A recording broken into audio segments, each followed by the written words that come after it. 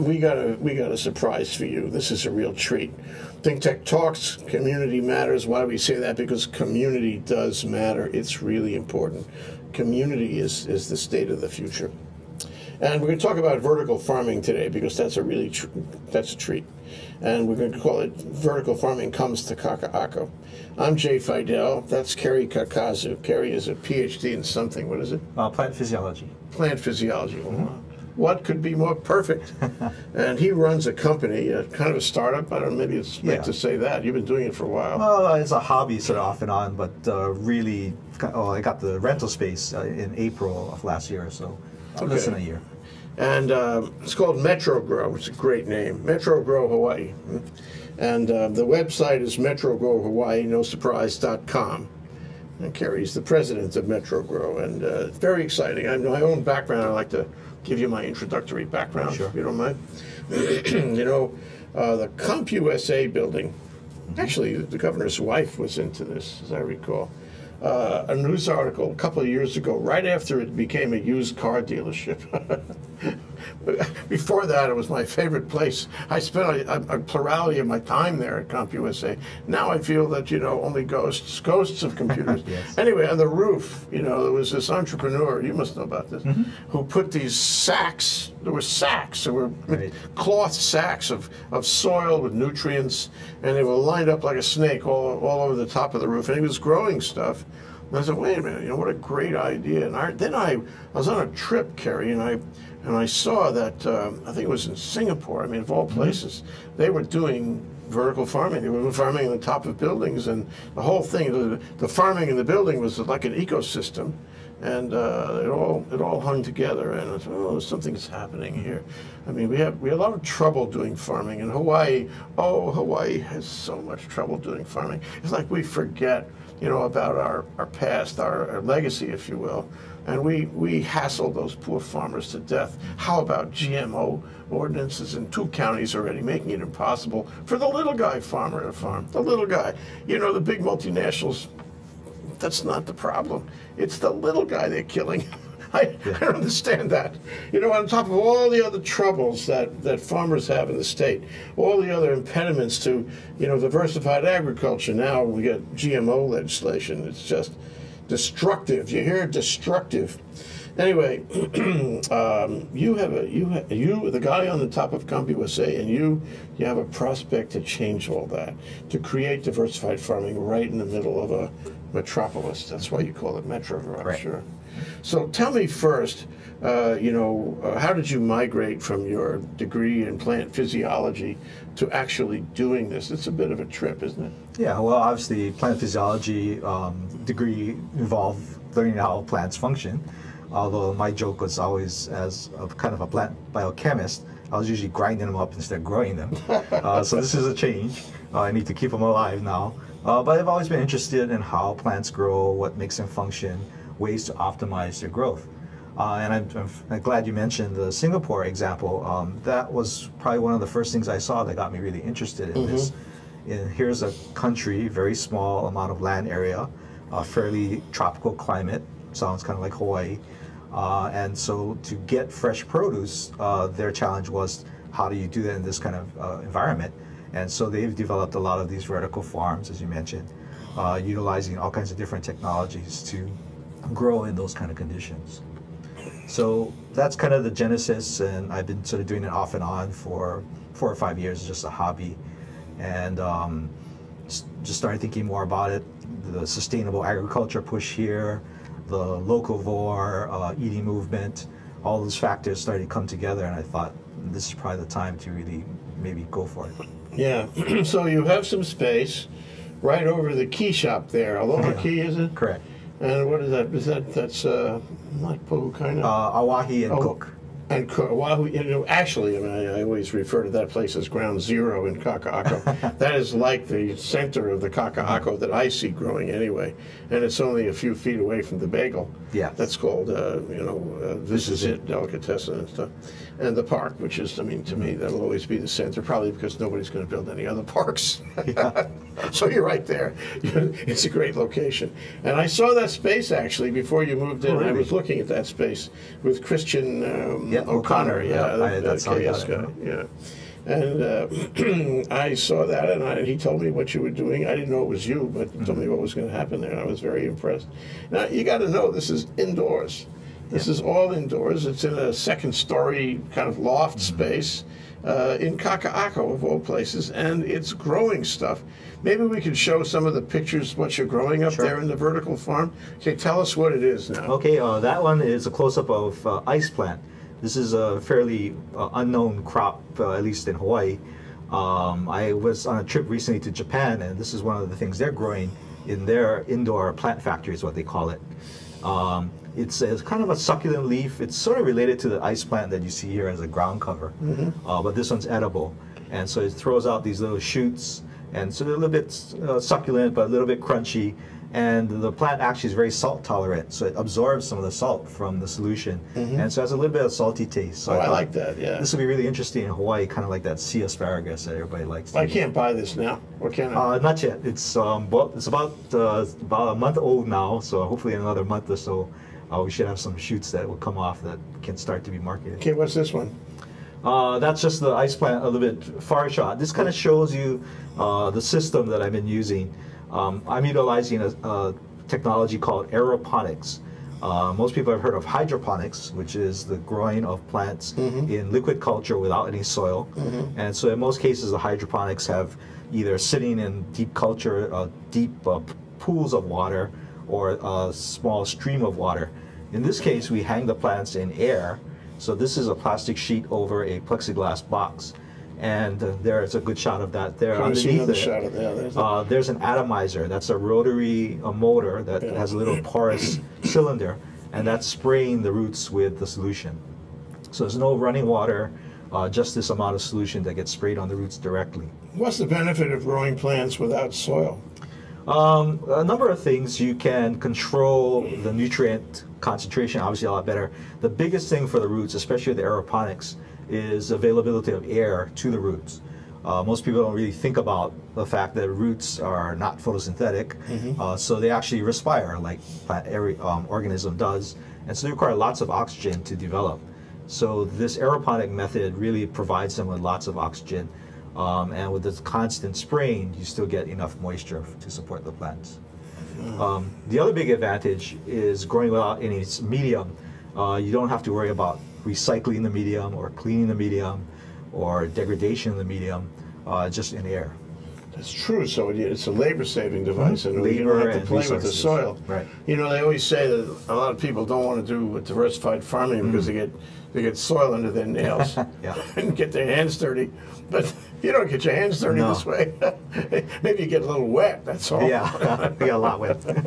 So can you walk around in that fog? I mean, is that okay, or are you going to have a respiratory issue? It's very dilute nutrient solution, so it's kind of like that Miracle-Gro fertilizer that you put in your house plants. Obviously, I wouldn't drink it all the time, but it's just typical nitrate and potassium, all chemicals that plants utilize as a typical fertilizer, so nothing toxic. So the idea here, I mean, you've graduated from the hobby level. You're spending some money to put this together. And so you're going in the direction of actually having a business with it and selling plants on a commercial basis. Right. Tell us the steps to follow now. From where you are now to where you're going to be calling Foodland and ask them if they want 2 or 3 containers of lettuce or something. Yeah, I think actually that's going to be the biggest challenge this past year, and obviously in the hobby level, was really about the technology. What kind of sprayers work best? What size container do I use? What materials do I use? That's still ongoing. There's going to be a lot more research and development in that area. But I think the big challenge now, especially for someone who's a plant physiologist by training, is the distribution and the marketing. What are the regulations in selling produce of this type? What are they? That's what I'm trying to find out. Yeah. Wow. You're right. I mean, now enter the stage, Darth Vader. We got some regulations for you. Sure. Uh-oh, they busted every other farmer, and they're going to bust vertical farming. Terrible. I've read articles where this has been a challenge in other cities where they're doing this because it's just something new that nobody's ever done before. So there aren't really very many ordinances that say how do you handle a farm that's in the middle of an urban area. Yeah. So that kind of challenge, again, marketing, what kind of crops do the restaurants want? I have some friends in the restaurant business, so I've been asking them what kind of things people are interested in. Mm-hmm. Obviously, this kind of system is pretty small scale, energy intensive, so I think I would have to focus probably on those higher margin crops that the restaurants are looking for. Sure. And what would that be exactly? Some of these specialty lettuces, new crops like this ice plant. Yeah. I'm looking at some of the herbs, culinary herbs, shiso, and other things that chefs cook with. Microgreens is a big one that I see on the mainland a lot. It's nice in that you're only growing small plants, so they grow pretty quickly, and something the restaurants use quite a bit of. So that's something that's pretty delicate, so I think for an indoor farm might be an ideal crop. So those are the kind of things. Digressionary point, but while I'm thinking about it, it's a rhetorical digressionary point. Okay. RDP. Okay. Remember that. Is there any good reason why you couldn't open up a little restaurant in Kakaako using your produce? Yeah. People would come there; they would flock around to come there. Yeah. Little salad bar. Sure. Yeah, that's I like to cook. That's one of the reasons I tried to start this thing, and I've always thought there's probably some intersection there that would be a really good market. As I develop this, one other possibility is if I can, again, modularize this system enough, I could go out to certain restaurants that might have just a little bit of space in the back or an area where they might want to grow some of their own stuff. Yeah, now that's a whole new digression point. Yeah, not rhetorical. Well, okay, I'll ask it rhetorically. It's complicated if you make it rhetorical, but is there any reason why you couldn't say to the restaurant, "I want you to give me 200 feet of space, and I'm going to be in charge of this. I'll bring all the materials and the equipment in there, and I'll set up the plumbing, whatever I need, and I'm going to grow your produce on site right here, and you can just go in there and pick it off the stalk or whatever, and I'll just come in and I'll service it as necessary, and you can pay me, I don't know how you set a charge for this. You can pay me for what you take, or you can pay me for doing this on a monthly basis or whatever. And that way, you don't have to worry about shipping it. Yeah. You just make your call to make sure everything's running okay. Or better yet, you get some intern to make the call, who's trained in how to do this, who's maybe a college student in plant physiology, and have them go down there and do that. And then you can modularize the whole thing so that you can put one of these little installations together in 10 minutes. And nobody else knows how to do it because it has to be finely tuned, right? Yeah, definitely. That's something that as I started working on this, and as we were talking before the show started, on the second floor of the building, so I'm trying to make everything modular because I have to go up and down those stairs all the time. Yeah. And who knows when I might have to move out. That's true. Kakaako is in transition. Yeah. So as I started developing the modular system, I thought, hey, that exactly what you said. Get this into a restaurant, be able to monitor it. I even thought about it some more because what I had done was set up a little security camera in the operation just so I could see are the plants doing okay at night. Good. And then I realized, this would be great for the remote sites. I just look up my smartphone and say, well, those plants are growing, and the water seems to be flowing, and you can do remote monitoring. Yeah. So I think there's a lot of potential in that. Yeah. You're talking about marketing. I remember I went down to this restaurant in the Sheraton. You must know this restaurant. So everything in the restaurant is local produce. It'll come back. Kai Market. Say? Kai Market? Yeah, Kai Market, yeah. And the cook, local guy, he's from the Big Island. I think he's very into, doing local produce. And the Sheraton, good for them, that they wanted this restaurant. And I think it still works. I think it's there, and people want to come and see it. It's kind of interesting. And one of the things about it, and I talked to him, and what he said, the big issue in marketing was consistency. Yeah. That when they called you and they want X units, you can deliver the X units pretty much the same way you did last time. And if they call you and you don't have it, then that's a break in the right. And there again, that's another reason I think the indoor vertical farm might have the advantage. We're hopefully not beholden to the weather. It's artificial lights, temperature can be controlled, there's no rain, there's no pesticides, hopefully no disease organisms in the operation. So the consistency and the timing can be controlled. I heard your show with Fred Lau from Murray Gardens, I think, and he mentioned control was a big thing in aquaponic systems. And I think the same thing applies here, that if you can control the environment, then you can control the consistency of the product. Yeah, and control means technology. Yeah. Because you can make that a technological experience, and you don't have to worry about it so much. We're going to take a short break. That's Kerry Kakazu. He's the founder, president, CEO, and chief plant grower at Metro Grow, Hawaii, which is on Oahe Street and Cook Street in Kakaako, downtown Kakaako. And the website is metrogrowhawaii.com. And I'm Dave Idell. We're talking about Think Tech Talks. Community matters, because it does. And we're talking about vertical farming in Hawaii. Stay right there. We'll be right back with more. We're going to give you details. We're going to show you the way. We'll be right back. Castle and Cook, Hawaii. Investing in Hawaii, creating communities, and providing for the needs of our state. Collateral analytics, empowering the real estate community to make better informed property investment decisions. The Foreign Trade Zone, bringing the benefits of the Foreign Trade Zone programs to Hawaii businesses and entrepreneurs. Galen Ho, a senior executive of BAE Systems, a global defense, security, and aerospace company. Hawaiian Electric Company and its affiliates Maui Electric and Hawaii Electric Light Company on Hawaii Island. The Hawaii Energy Policy there's Forum, a few patents out there for incorporating some of the diverse equipment. perspectives to Of course, design a flexible and forward-looking energy most of the strategy.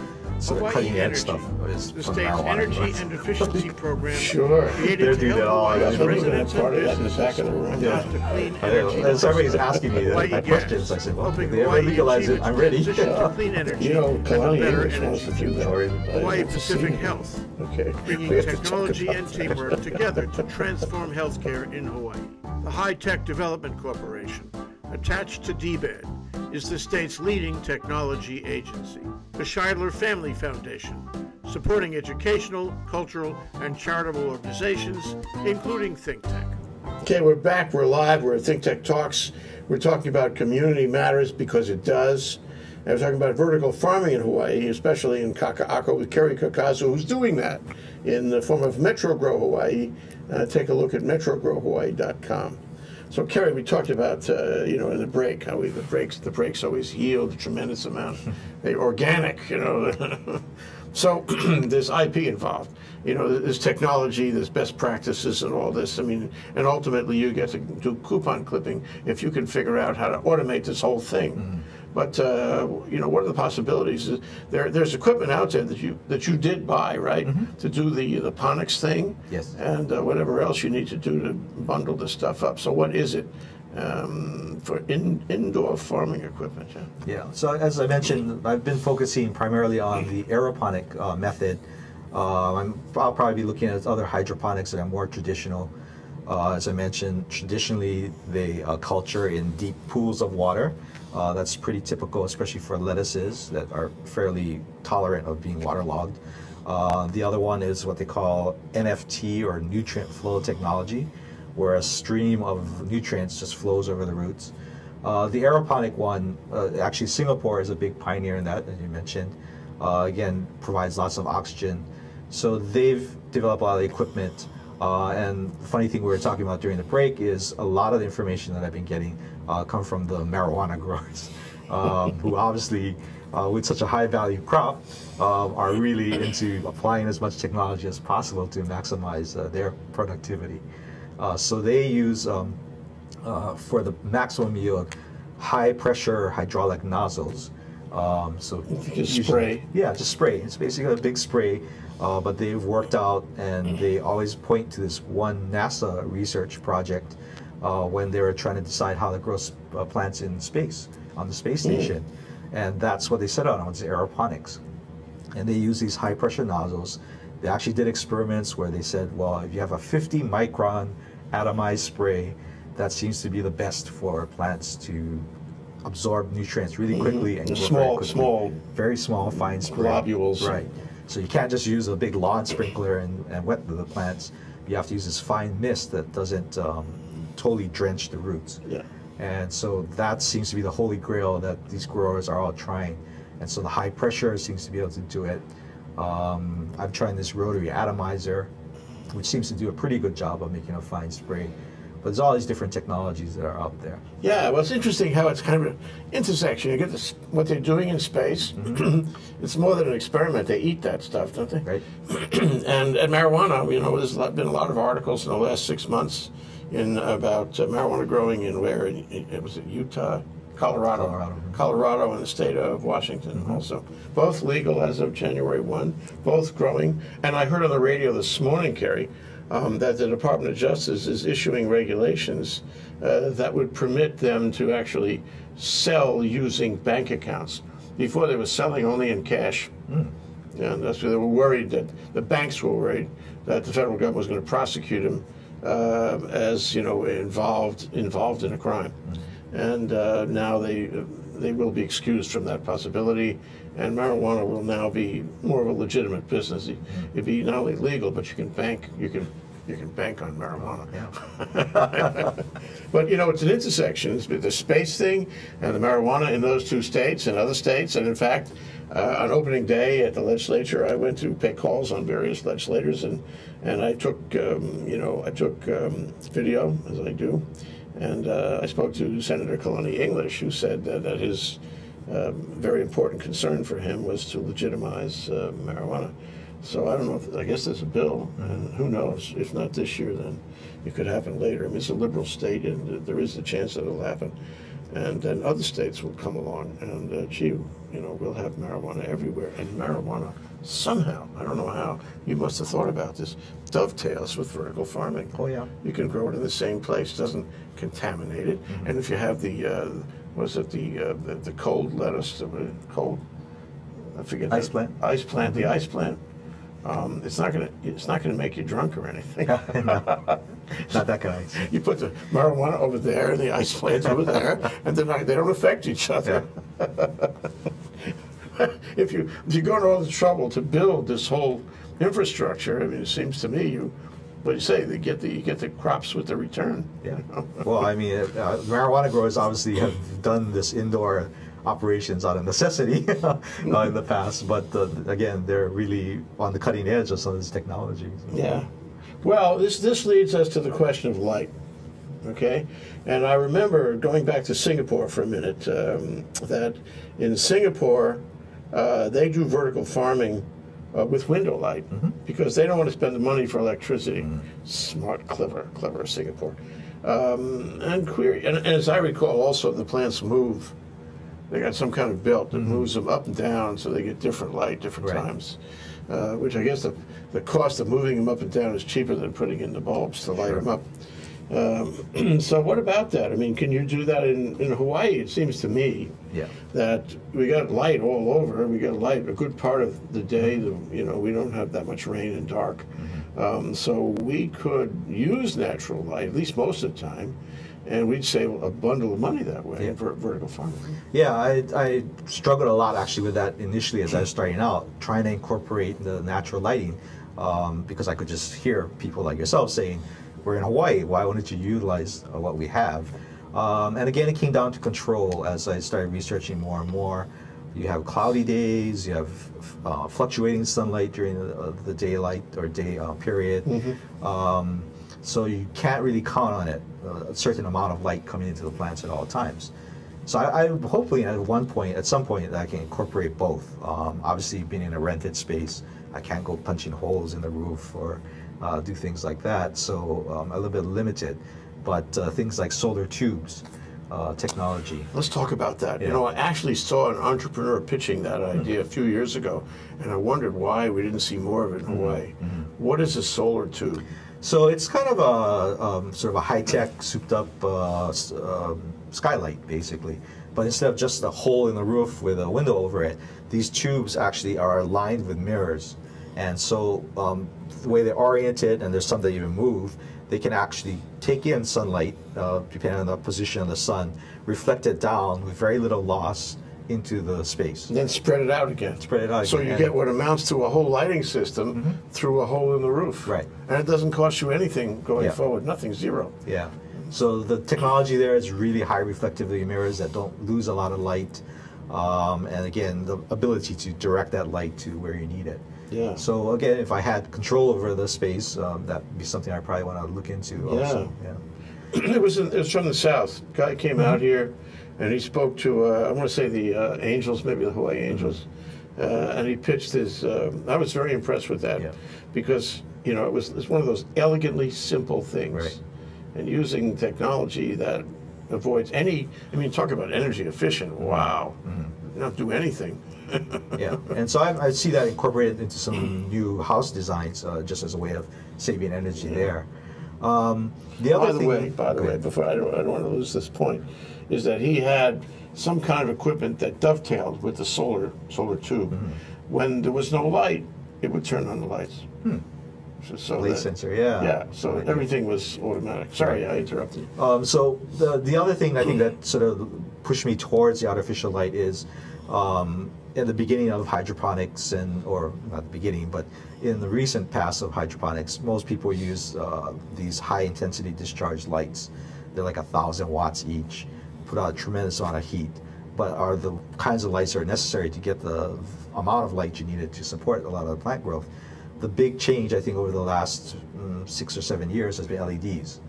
LEDs are everywhere now.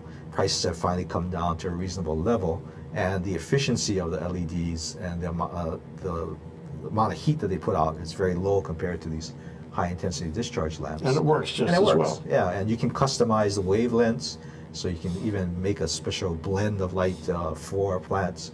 And so I think that technology has really started to push more and more of the indoor growers are saying, well, hey, this may be cost-effective or practical now. Well, look around you in the studio here. These lights are set at 3,200 Kelvin. That's a temperature in lighting. And that would be your basic indoor light. 6,500 Kelvin would be your basic outdoor light, and also like fluorescent, very bright.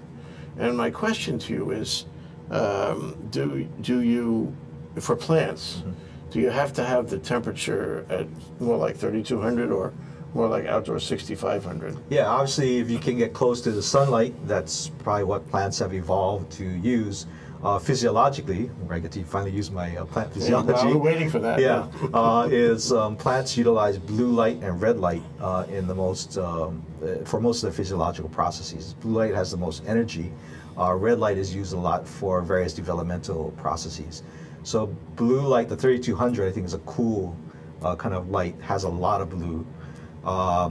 No, the 6,500. The 6,500 is a lot of blue? Yeah, okay, so I got it maybe reversed. Yeah. But in any event, you want a good combination of blue and red.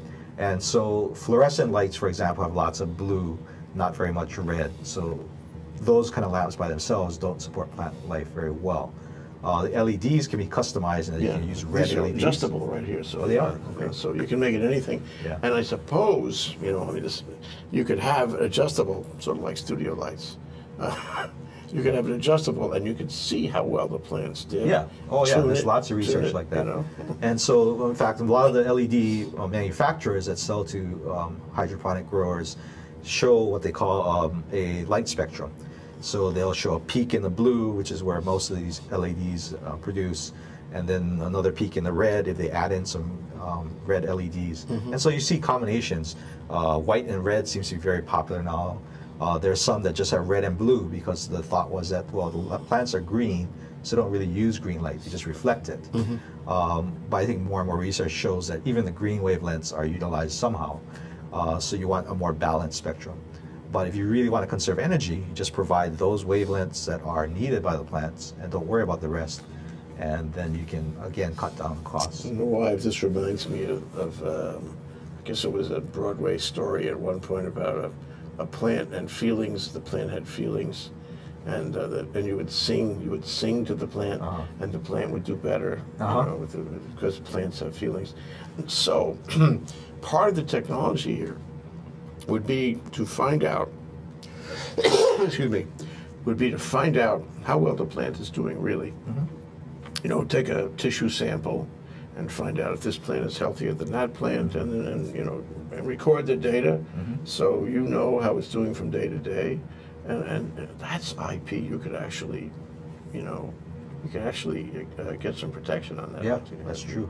I mean, not right now. The typical way, obviously, just yield by fresh weight. Yeah. But that comes at the end of the harvest, obviously, and not day to day. But it's a good point. Yeah.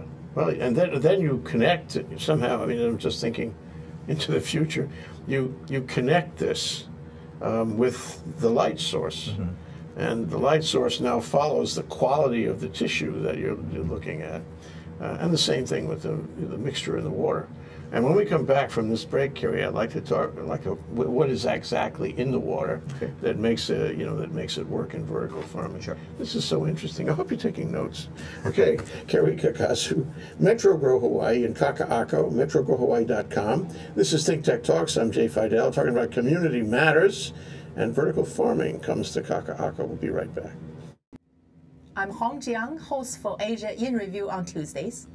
And I'm David Day, host for Asian Review on Thursdays. Both of us broadcast our respective shows at 4 p.m.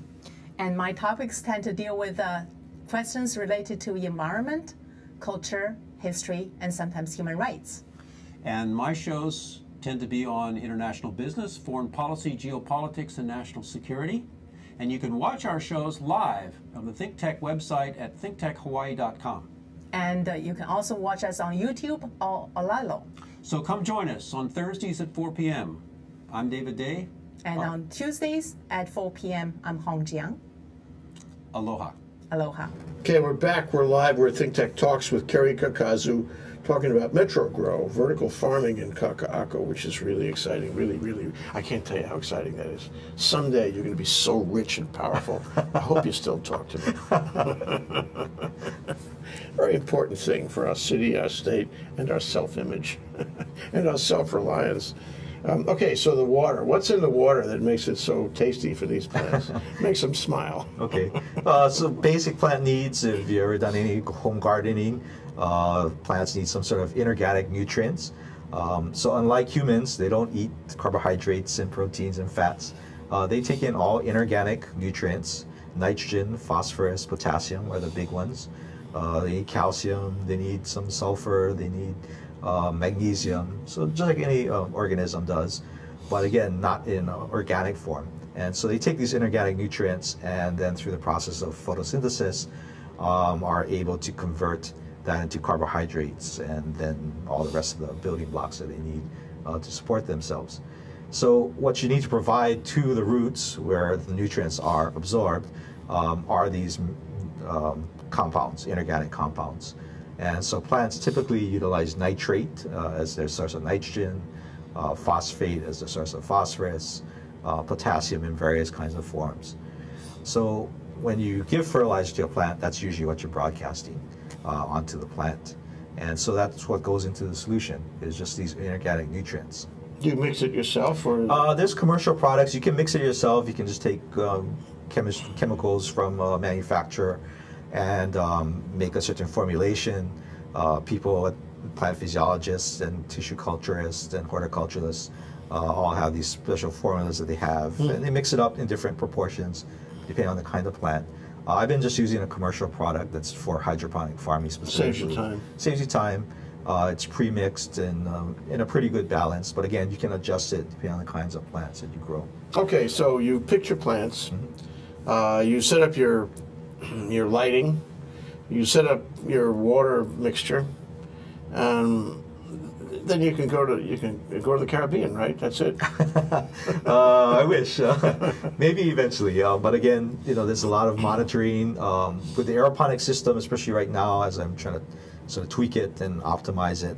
One of the disadvantages of aeroponics is obviously if the thing stops spraying for any reason, they're going to die pretty fast. If you grow in soil or you grow in water, you have things sitting there and it can tolerate time without electricity. But if for some reason the spray stops spraying, in aeroponics system, you're pretty much sunk. So you need to kind of monitor that. Some battery backup probably at some point wouldn't be a bad idea. Battery backup, sure. Yeah. You can't afford to lose power. Yeah. Because you can put solar on them. Right. Well, yeah, and renewables are going to be a big thing. I think at some point. Again, I don't own the property, so haven't done that yet, but I definitely want to look in that direction. There are hybrid systems where you have a little bit of water in the bottom always sitting so that in case the power goes out, the roots can take it up. So there's a lot of things to watch and again, to optimize. But as you mentioned, I think labor in general should be less once you get it tuned. You're not bending over in the soil trying to pull up plants, you're not weeding, you're not spraying pesticides. You can grow these plants on racks where you can put it at your height instead of down on the ground. So all those different things I think can cut down a little bit on the labor.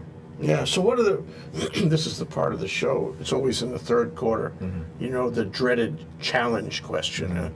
So what are you worried about? I mean, going forward? Like cost, I guess, is the big thing. It's a lot of capital costs. Right now it's self-financed. And so I'll obviously be looking for support at some point. But there's a lot of equipment that needs to be purchased to start this thing up. Again, I think labor costs should be less, depending on the scale you're working at. Rental costs, because I am in a well, that's the problem, you know. Farmland is not cheap anymore, right. but it's cheaper probably than a physical building. Yeah, and that's why the vertical farms, I think you'll find, are usually in these abandoned buildings, especially on the mainland, depressed areas where certain industries just don't work anymore. So now these buildings just kind of lie open and unused. So the rates are pretty cheap, or you know, other areas that for rooftops, as you mentioned, you're not going to really rent out a rooftop, so you can usually get that space pretty cheap.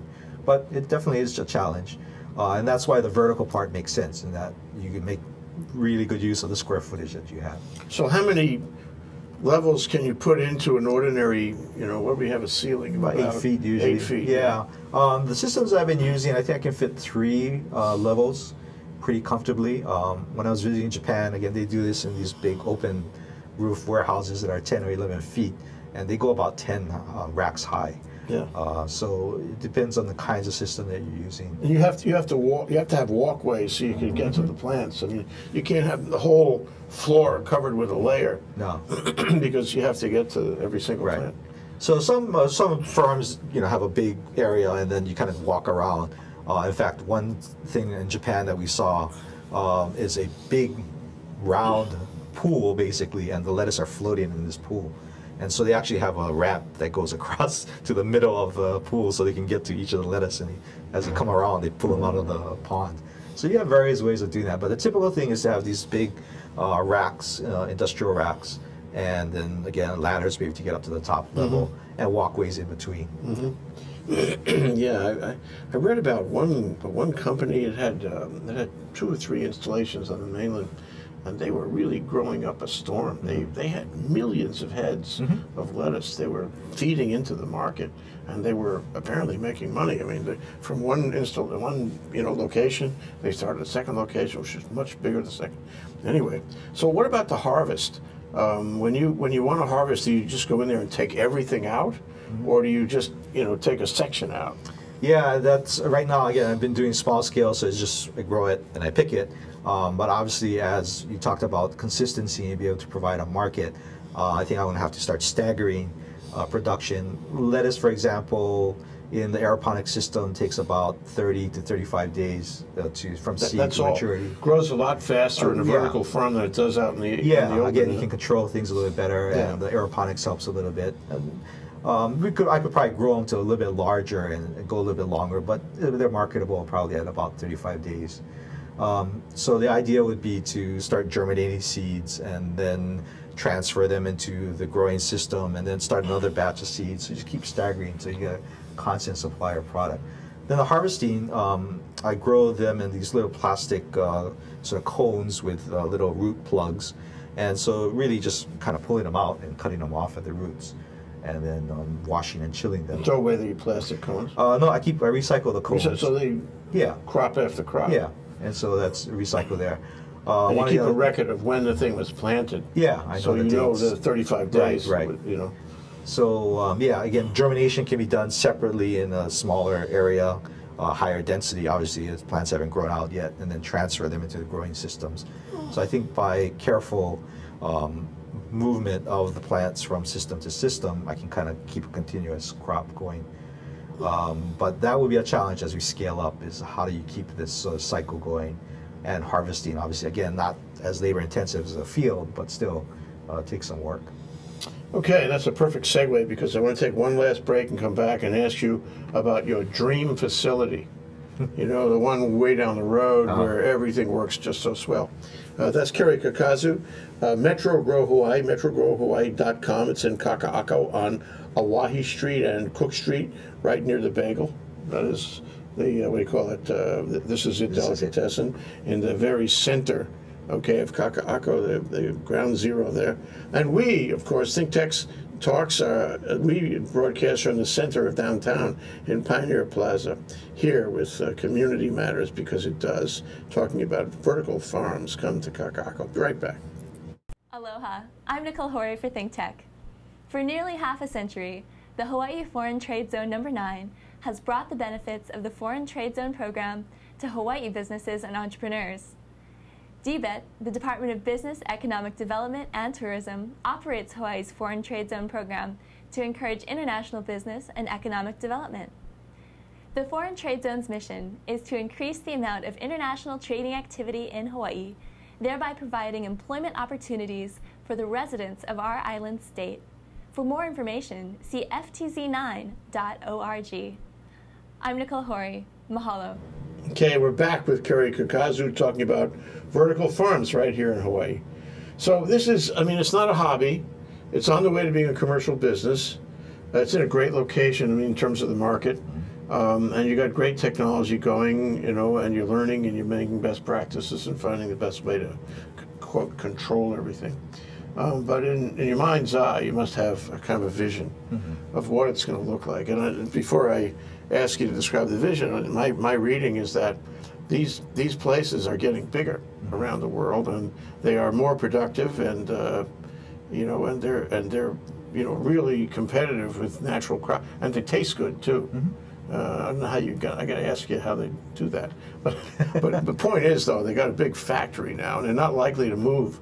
It's not like an abandoned warehouse anymore. It's a serious factory with all kinds of stuff built in, big investment. Is that your vision? What does it look like? In Hawaii, I'm not sure if the market will support that level. If you know, we'll find out, I guess, how much of a market there are for these kinds of vegetables. The facilities you mentioned are usually in larger cities. The dream facility, the big technology-based ones, Japan and Netherlands, have what they call plant factories. Yeah, I'm not quite sure how Netherlands, I guess because of the winters being so harsh, they have to grow indoors. And a lot of it, I think, is maybe driven by the fact that Philips supplies a lot of the lighting, LED lighting. Right. And so they do a lot of research in there, but they are really big on this, and their facilities are amazing. Again, I just recently went to Japan, and they call them plant factories, to the point where you have to gown up and put on your little hat to enter the facilities. They're just like clean rooms. So in fact, the big thing I laughed at is they told us, well, they tell their customers, don't wash this lettuce. It's cleaner than your water at home. Because they're just... It's not in soil. It's never touched its whole life. It's never touched and the soil. People are there, you know, they actually shower before they enter the facility. I don't know if I can get to that level yet, but... well, you have a lifetime. You have all of humanity's history washing lettuce. Yeah. And you have stories about what happens if you don't wash lettuce. Well, what's that called? The rat lungworm? Oh, yeah, right. You don't want that. Yeah. But this, you have no risk. Yeah, well, obviously, if you have to keep it really clean. So that's where, again, if you have a dream facility where you can keep everything out, filter the air, if you had a HEPA filter, temperature controlled. Obviously, the more you control you put in, the more the costs go up too. So there's probably some trade-off at some point where maybe it's not quite as necessary. But I think I'd like to try and incorporate the natural lighting, as you mentioned, keep the electrical costs down, figure out some good cooling technology. A lot of the crops. Temperature is important. Yeah, temperature. You know, Hawaii is really hot, and as I mentioned, Singapore is a tropical climate, and some of their research, they really focused in on looking at keeping the root temperatures down as a way of keeping just the plant sort of at a good temperate level. So things like lettuces, which usually are a cool weather crop, can grow pretty productively even in a hot air temperature if the roots are cooled. So you can cool the solution or cool the root chamber. That would be a nice technology. Obviously, sustainability is a big thing. I'm trying to decide what do I do with all these plant roots that come out of the lettuce. Can't eat them yet, or at least I don't know if you can eat them. Maybe I'll try one day. But you want to recycle that. There must be something, yeah. Yeah, so I've been looking at maybe using the vermiculture, earthworms, to help recycle that. So incorporate that into the facility. So where the aquaponics people obviously use things, the fish to help provide the fertilizer, I would be using earthworms instead. So just trying to get all that sort of technology in there and sustainability features, I think would be. Is this as complicated as Murray's garden and Fred Lau? Because that, you know, you're actually making animals there, right. And that's sounds like more complicated, and you have to, you know, interrelate all these parts, the animal and the vegetable together. But it sounds you got a lot of moving parts too. Yeah, I think any of these kinds of systems that rely on technology where you have to control the environment are going to be a lot of moving parts. I did stay away from the aquaponics because I think of the added complexity, having to grow fish, the cost of feeding the fish. In my mind, anytime you're producing animal protein, it's going to cost more money than producing plant protein or plant nutrition. Yeah. So that's kind of why I stuck to the hydroponics or aeroponics. So hopefully, I think it's a little bit less complicated, but you can make it a lot more complicated depending on the level of control. Computer control, that's the other big thing in the Netherlands and Japan. The amount of nutrients that are getting injected into the water can be controlled by computers. The spray cycles, the lighting, everything can be IP and monitored from afar and controlled down to the second. So what about the, you know, the seeds, if you will? You said you reused a part of the plant, tore off the top and you reused the bottom, but that's not your seed going forward, is it? I mean, where do you get the seeds to do vertical farming? Yeah, so right now it's commercial again. So that's where the input for this business is there are certain seed companies that specialize in supply farms, both traditional and hydroponic. So that's what I've been relying on right now. Bigger farms obviously will let some percentage of their crop go to seed and then harvest that for the next generation. But you could do that. I could do that, but again, the small scale and the time involved in letting them flower and then go to seed probably isn't cost effective at this point. Yeah, just seems to me that you say 35 days, but if you improve the water, improve the light, improve the nutrients, improve whatever, then maybe it's 34 days. And if it's 34, it could be 33. Right. And before you know it, you're turning them over every month. Yeah, obviously timing is a big thing in profit and productivity. If you can get the crop cycle down to a certain level, you can get more crops per year. Again, that's something that's usually limiting outdoors. So. Well, I think it's great what you're doing. I'm on a number of levels. I think, you know, diversified agriculture, as I mentioned earlier, is in great jeopardy in this state. We have this legacy, but we have abused the legacy, and it's so hard for an individual to get out of school and make a middle-class living, you know, doing dirt agriculture, just between the land and the regulation and now the GMO thing. Oh, God, what a headache. And maybe, just maybe, we can feed ourselves. But it seems to me, with all the trouble that dirt farmers have, this may be the solution. And you may find serious competition, actually, Kerry. Yeah. I wouldn't be surprised. So, but you welcome it, right? Yeah, sure. I'm the first, I hope. So that'll give me an advantage. But yeah, definitely. And you know, I think most people realize this is probably going to be, for the foreseeable future, a supplement to traditional farming. You're not going to grow wheat or corn indoors. But to provide specialty produce, to provide things that are leafy greens that are going to be much fresher, closer to production. I think that market for sure is something that can be explored. Okay, we're going to go down, you know, to Metro Grow tomorrow, actually. with a camera. Hope you're ready for this. And we'll take a walk, through the vertical farm, see what it looks like, and we're going to put it on our OC16 show next week. Okay. It's still developing. Well, it'd be great to see what we're talking about. Okay. Thank you, Kerry. Sure. Kerry Kakazu, Metrogrow Farms, right there in Kakaako on Oahe Street and Cook Street. Thank you.